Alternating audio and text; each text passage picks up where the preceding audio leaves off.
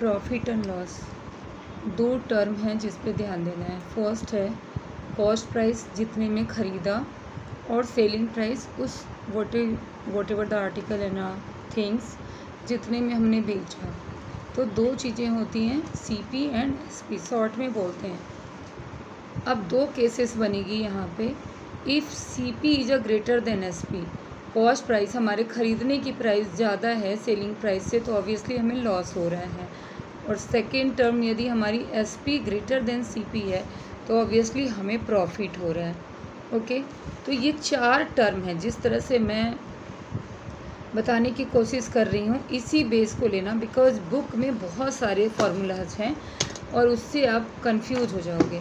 तो 1, 2 and profit and loss, ये आपके चार टर्म्स होते हैं जो आपने यहाँ से समझ लिया। अब इन चार में से कोई भी तीन चीज़ गिवन है तो हमें फोर्थ को कैसे निकालना है। तो बेसिक एक ही फार्मूला लेके चलो, S P equal to C P अगर हमें प्रॉफिट हो रहा है, ठीक है, तो एस पी क्या बनेगी, C P plus profit, C P plus profit, तभी एस पी बनेगा। If we are getting a loss by selling something, then CP minus loss. It is clear? Now, अब एक क्वेश्चन आता है प्रॉफिट परसेंट और loss percent बताइए। तो इसको आप समझो, प्रॉफिट परसेंट या लॉस परसेंट जो है, परसेंट का मतलब आप उसको 100 से कंपेयर करते हो। सपोज़ यहाँ पे इनको प्रॉफिट परसेंट हो रहा है, लेट 5% का प्रॉफिट है, तो भी हम यहाँ इसी फॉर्मूले पे चलेंगे, S P equal to C P plus C P का 5% हमें प्रॉफिट हुआ है। सपोज़ किया हमने कि प्रॉफिट उनको सेल करने पे 5% हो रहा है, ठीक है। तो ऑब्वियस है कि सी एस पी कब बनेगी, सेलिंग प्राइस कब बनेगी, जब हम कॉस्ट प्राइस में कॉस्ट प्राइस का 5% ऐड करेंगे। कई बार बच्चे क्या करते हैं, S P equal to C P into 5% निकालते हैं। Only you are giving the answer as a C P of a 5%, not because profit means कि हमें सी पी जो हमने पैसे लगाए हैं खरीदने में वो पैसा तो मिलेगा प्लस प्रॉफिट परसेंट मिल रहा है, then we are getting S P. Okay, सिर्फ प्रॉफिट परसेंट लेकर आगे कोई बेनिफिट नहीं है, कोई मतलब नहीं है। इसी तरह अगर लॉस होता है तो आप सी पी में से सी पी का 5%, सपोज 5% उसे लॉस हो रहा है तो उसे माइनस करोगे तभी तो एस पी मिलेगा ना, क्योंकि लॉस हो गया। अब बेसिक मान लो आपको सी पी 100 है तो आपकी सेलिंग प्राइस क्या बन जाएगी, 100 प्लस 100 का 5% 5, तो एस पी हमारा 105 बन रहा है। लेकिन अगर लॉस है तो 100 माइनस 100 का 5% 595। क्लियर? तो यहाँ पे ये चीज़ दिख रही है। तो ये फॉर्मूला बेसिक हम यही लेकर चलते हैं, अगर प्रॉफिट है तो प्लस और लॉस है तो माइनस। ओके, हाँ, a shopkeeper sold an article in rupees this, making profit of this, what cost price. तो आपको क्या करना है, जब भी कॉस्ट प्राइस नहीं गिवन है तो let it be X, C P को हम एक्स मान लेंगे और सेम फार्मूला लगाएंगे, S P equal to C P, here is a profit, so plus करेंगे एंड सी पी का प्रॉफिट परसेंट, सी पी का प्रॉफिट परसेंट हम लिखेंगे यहाँ पे। ओके, अब यहाँ पे आपको कंफ्यूज नहीं होना है कि हमें कहाँ क्या चीज़ें रखनी है। सी पी हमने एक्स माना है तो एक्स यहीं रखी जाएगी, एक्स का प्रॉफिट परसेंट 25%, 25 अपॉन 100, और एस पी आपको 300 गिवन है। इसको कैलकुलेट कर रहे हो यहाँ पे, ये 1/4 x/4 हो गया, ये x plus x/4। Now LCM जैसे हम फ्रैक्शन में लेते हैं वैसे लेंगे, 4x प्लस x 5x/4, तो 300 equal to 5x/4, so x becomes 300 into 4 upon 5, okay, 5 6 60 into 4, 240 उसकी कॉस्ट प्राइस है और सेलिंग प्राइस 300 गिवन। ओके, इसी बेस पे हम इसे निकालते हैं। अब एक अलग डिफरेंट और क्वेश्चन लेते हैं।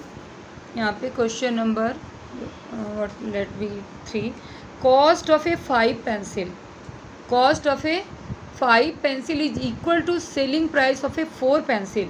सबसे पहले अपना कॉमन सेंस अप्लाई करो। हमने 5 पेंसिल को जितने में भी ख़रीदा है, कॉस्ट प्राइस जितने में भी ख़रीदना है, समझने के लिए आपको जो लैंग्वेज सुटेबल लगे, English Hindi, okay. But main important thing is कि आपको क्वेश्चन समझ में आने चाहिए, ओके। तो 5 पेंसिल को की जो सीपी है, कॉस्ट प्राइस है, वही आपकी सेलिंग प्राइस है 4 पेंसिल की, ठीक है। इट मीन्स 4 पेंसिल की, इट मीन्स कि अगर सपोज 5 पेंसिल को तुमने 100 रुपीज़ में परचेज किया है, लेट सपोज, समझना है, तो हमने 4 पेंसिल को 100 में सेल किया है। Obviously we are getting a profit. हमें क्या मिल रहा है? प्रॉफिट मिल रहा है, क्योंकि हमने ज़्यादा पेंसिल ख़रीदा है लेकिन कम पेंसिल को उतने ही पैसे में हमने बेचा है। तो ऐसे क्वेश्चंस कैसे सॉल्व करेंगे? क्वेश्चन देखो कैसे सॉल्व करेंगे। लेट सीपी, मैंने बताया CP of 5 pencil equal to SP of 4 pencil. तो ऑब्वियसली हम क्या कर रहे हैं यहाँ पे, कम पेंसिल को उतने ही पैसे में सेल कर रहे हैं, तो हमें प्रॉफिट हो रहा है। तो लेट करेंगे हम cost price of a 1 pencil ₹1। एक पेंसिल को हमने 1 रुपये में ख़रीदा, तो 5 पेंसिल की कॉस्ट प्राइस हो जाएगी 5 रुपये, ओके। अब according to question, cost price of 5 pencil equal to selling price of 4 pencil, that is 5 rupees. It means कि सेलिंग प्राइस ऑफ 4 पेंसिल क्या है हमारे पास? 5 रुपीज़ है। तो selling price of 1 pencil obviously 5/4 होगी।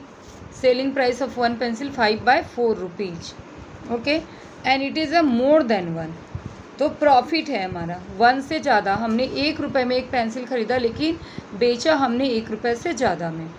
तो S P is a greater than C P, so profit S P minus C P किया हमने, 5/4 माइनस 1 ₹1/4। अब प्रॉफिट परसेंट आपको निकालना है। तो प्रॉफिट परसेंट या लॉस परसेंट, दोनों की डिपेंडेंसी सी पी पे होती है, कॉस्ट प्राइस पे। तो हमारे एक पेंसिल को बेचने में, सेल करने में जो हमें प्रॉफिट मिला वो 1/4 रुपीज़, इट मीन्स 25 पैसे, ओके। तो प्रॉफिट परसेंट आप लिखोगी 1/4 अपॉन ₹1 है, ये cost price of a 1 pencil into 100, okay. और ये नीचे आ गया, तो ये 25% का प्रॉफिट हुआ। क्लियर है?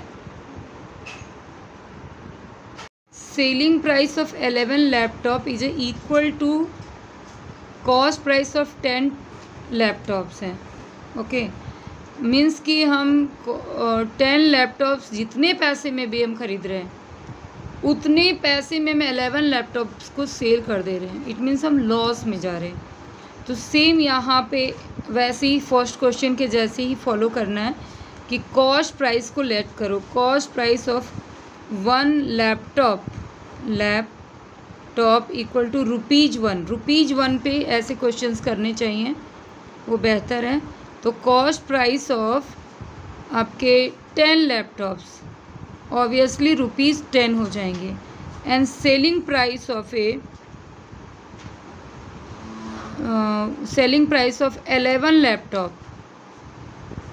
11 लैपटॉप में की सेलिंग प्राइस भी वही है जो कॉस्ट की है, इसकी है, कॉस्ट प्राइस ऑफ 10 की। तो selling price of 11 laptop is ₹10। Then selling price of 1 laptop 10/11। Now बहुत ही क्लियर है कि 10/11 क्या है, इससे 1 से छोटा है आपका। तो आप यहाँ पे क्या करोगे, आपको लॉस हो रहा है, तो लॉस में हम क्या करेंगे, CP minus SP, CP minus SP, जो बड़ा है उसी को तो पहले लिखना है, CP माइनस SP। तो CP आपका हो गया है 10 माइनस 10/11, 110 माइनस 10, तो 100/11, ओके। लॉस इतना है। फिर लॉस परसेंटेज के लिए क्या बताया है, loss upon CP into 100, okay. तो लॉस परसेंट हम निकालेंगे, क्योंकि लॉस या प्रॉफिट दोनों ही CP पे डिपेंडेंसी रखती है। बार बार कह रही हूँ, 100/11 ये आपका लॉस अमाउंट है। और कॉस्ट प्राइस हम क्या लेंगे यहाँ पे 1, बिकॉज हमने 1 लैपटॉप का SP निकाला है और 1 लैपटॉप का CP। ओके, उसको किया है ना माइनस। क्लियर है? क्वेश्चन है, a grocer buy 480 loaves of a bread at ₹216 per dozen. 1 दर्जन का इतना प्राइस है। He sold them at a gain of 15%। Find the selling price of 15 loaves of a bread. पहले आपका टोटल ब्रेड लोव्स है 480, numbers में ये given है। नंबर ऑफ डजन में से कन्वर्ट करोगे 480 डिवाइडेड 12, बिकॉज हमारा cost price per dozen given है, तो ये 40 डजन हमें मिल रहा है। Cost price of a 1 dozen is ₹216, so cost price of 40 dozen is this one. Okay, but question में आपको क्या गिवन है कि आपको गेन हो रहा है 15% का। ही sold them eight gain of 15%। तो यहाँ पे इसने कुछ भी नहीं लिखा है गेन ऑफ ए 15% पर डजन वगैरह, तो इट मीन्स कि ओवरऑल या पर पीस हम निकालेंगे। ओके, तो 40 डजन की कॉस्ट इतनी हो गई, 40 डजन या इट मीन्स 480। तो 480 लोब्स की प्राइस इतनी है, तो 1 की प्राइस हो जाती है, डिवाइड कर दोगे यहाँ 8640 डिवाइडेड 1 की कम होगी तो ₹18। ओके, तो कॉस्ट प्राइस ऑफ 1 लोब्स आपका यहाँ पे लिखो